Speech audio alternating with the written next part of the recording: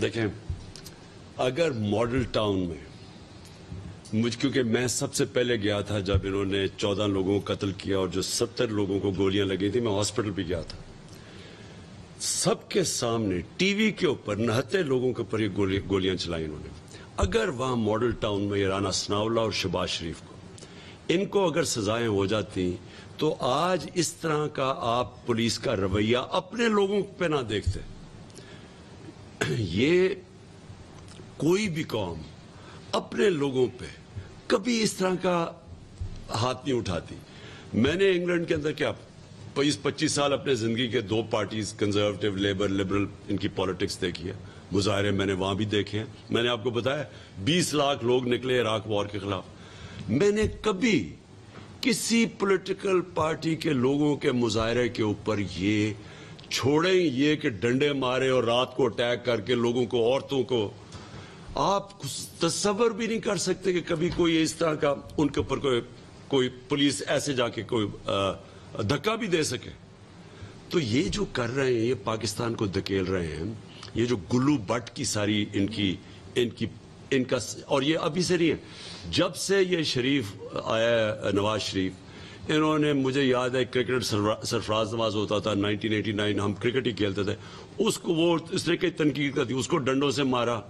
یہ غلام حسین صاحب بیٹھے ہوئے یہاں، ان کی پٹائی کی 81 میں۔ نجم سیٹھی جو کہ آج کل بڑا ان کا سپورٹر بنا ہوا ہے، 2 دن انہوں نے بند کر کے اس کو پھینٹا لگایا۔ اس کی بیوی، میں افسوس کرنے گیا تھا اس کی بیوی کے ساتھ کہ اس نے بتایا کیسے پکڑ کے۔ ان کی یہ ہسٹری ہے، ان کی یہ فیشسٹ ہے، اور یہ ڈیموکریسی صرف یاد آتی ہے اپوزیشن کے اندر، جیسی گورنمنٹ میں آتے ہیں یہ ایسی حرکتیں کرتے ہیں۔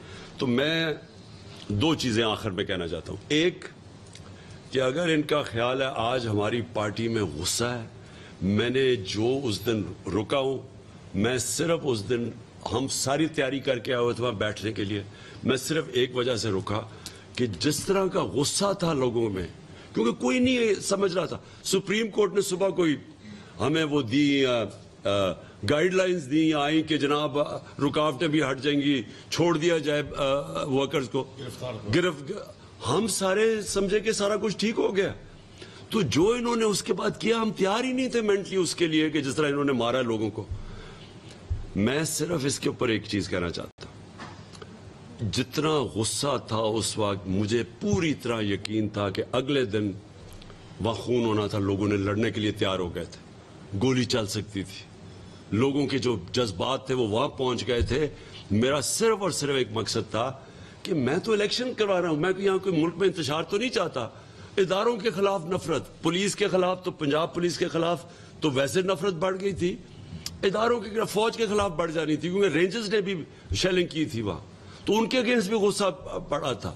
اس لیے میں نے تب سوچا کہ میں بجائے اپنے ملک کو اور اس طرف انتہا کی طرف لے جاؤں، ہم ان کو ٹائم دیں۔ میں نے 6 دن کا ٹائم دیا ہے، 6 دن کے بعد میں پھر اناؤنس کروں گا۔ میں یہ امید رکھتا ہوں کہ سپریم کورٹ ہمیں ہمارا جو رائٹ ہے، یہ ہمارا حق ہے کہ ہم پرامن احتجاج کر سکتے ہیں، میں یہ امید رکھتا ہوں کہ وہ رائٹ دیں گے، اور اب دیکھیں گے سپریم کورٹ کیا کہتا ہے۔ لیکن ہم نے نکلنا ہے، ہم نے کسی صورت ان چوروں کو تسلیم نہیں کرنا۔ اور جو انہوں نے اسمبلی میں کیا ہے، پہلے الیکشن کمیشن ان کا نوکر تھا جو چیف الیکشن، اب اپنے اور 2 آدمی انہوں نے بھرتی کروا لیے وہاں، اور اب یہ نیب کا اپنا آدمی رکھوانے لگے ہیں۔ یعنی کوئی دنیا میں یہ ہوتا ہے کہ کوئی آپ جیلوں کے اندر جو چور ہیں ان کو کہیں گے کہ وہ خود ہی اپوائنٹ کرے گا کہ کون اس کی تفتیش کرے گا، کون اس کے اوپر فیصلہ کرے گا۔ یہ کہ دنیا میں سنا ہے کہ یہ ایف آئی اے کا انہوں نے تباہ کر کے رکھ دیا، ایف آئی اے، کیونکہ ان کے اوپر 24 ارب کے کیسز تھے، اور وہ ابھی اس کیسز سے بھی نکل جائیں گے۔ 40 ارب کے خاندان کے اوپر نیب میں کیسز ہیں جو سامنے ہیں، 40 ارب روپے کے، اب وہ نیب کو بھی کنٹرول کر لیں گے۔ کیا یہ قوم تسلیم کرے گی اس کو؟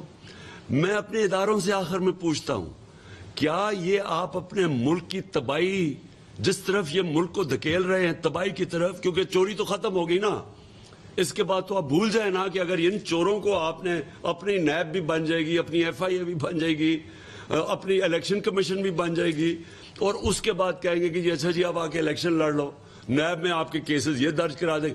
ہم سب پہ ایف آئی آر کٹ گئی ہیں. ہم ایف آئی آر یعنی یہ ہمیشہ انہوں نے یہی کیا ہے.